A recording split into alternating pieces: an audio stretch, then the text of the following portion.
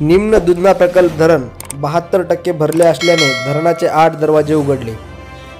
सेलू तालुक्यातील धरणाच्या पाणलोट क्षेत्रामध्ये जोरदार पाऊस पडत असल्यामुळे सेलू तालुक्यातील निम्न दुधना प्रकल्प धरण 72% भरले असल्याने दिनांक 2 सप्टेंबर 2024 वेळ दुपारी 2 वाजेच्या सुमारास धरणाचे 20 पैकी 8 दरवाजे 0.50 मीटरने उघडलेले आहे। 13,056 क्युसेसने पाणी दुधना नदी पात्रात सोडण्यात आले आहे व निम्न दुधना प्रकल्प पूर नियंत्रण कक्ष नदीकाठच्या गावांना सतर्कतेचा इशारा देखील देण्यात आलेला आहे। धरणाच्या पाण्याची आवक पाहता विसर्ग अथवा कमी किंवा जास्त करण्यात येईल असा इशारा निम्न दुधना प्रकल्पाच्या माध्यमातून देण्यात आला आहे। सह्याद्री समाचार वाहिनीसाठी प्रतिनिधी रोहित जोल, करसखेडा, सेलू।